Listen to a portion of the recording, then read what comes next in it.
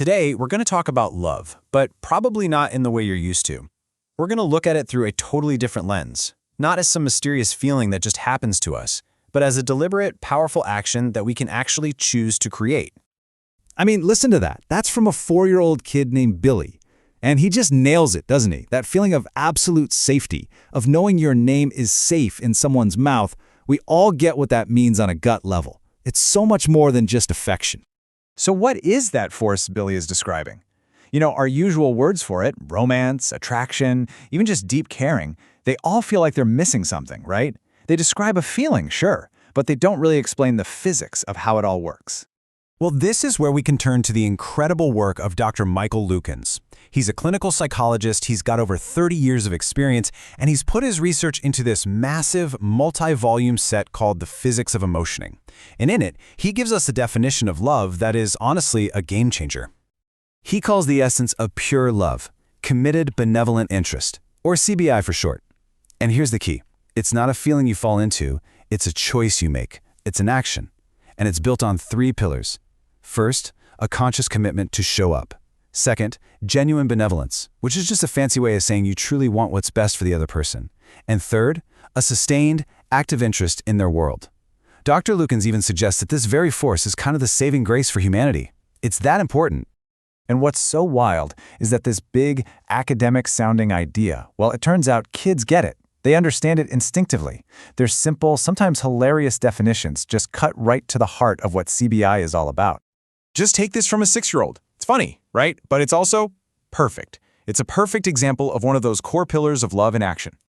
That right there is benevolence. It's the active choice to make someone else happy, giving them your best fries, even when it costs you something and you're not asking for anything back. It's a small, selfless act that puts their joy first. Or how about this from 6-year-old Claire? The most important words in that sentence aren't "mommy kisses me," they're "no matter what." That little phrase points to a totally different but just as crucial piece of the puzzle. And that is commitment. It's the conscious choice to be reliable, to show up and do the thing every single night, even if you're tired, even if you're stressed, even if you don't really feel like it. That consistency is what builds that feeling of safety that Billy was talking about. Okay, this story from 8-year-old Cindy, it's just so powerful.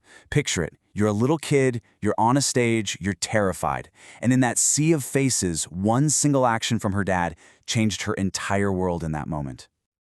And that is active interest. See, it's not just about being physically in the room. It's about being emotionally and mentally locked in. It's paying attention to what's happening in their world and showing them with your actions, "Hey, I see you. I'm with you." But, love doesn't just exist on its own.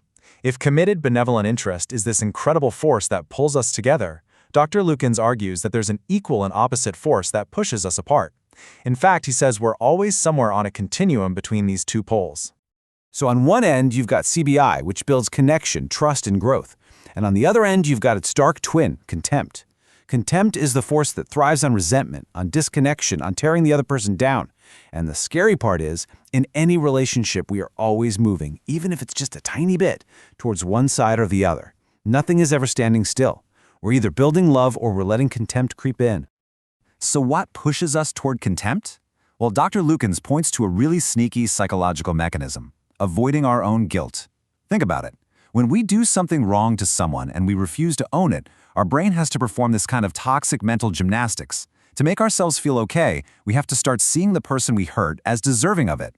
We devalue them to justify our actions, and that is a one-way ticket away from love. But here's the most amazing, most empowering part of this whole idea. If love is an action, it means we don't have to sit around and wait for it to find us.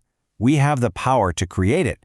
We can actually shift our whole perspective from a mindset of scarcity to one of abundance. Dr. Lukens himself says it perfectly here. Just imagine that. Imagine walking into every situation not as someone hoping to get love, but as someone who already has it and is ready to give it away. That changes everything.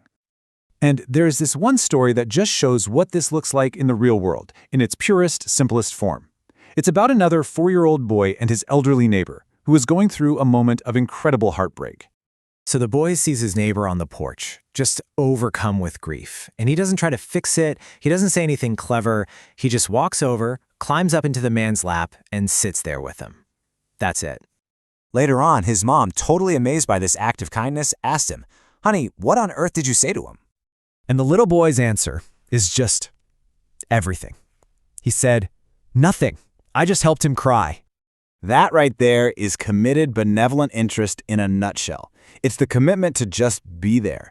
It's the benevolence of wanting to ease someone's pain.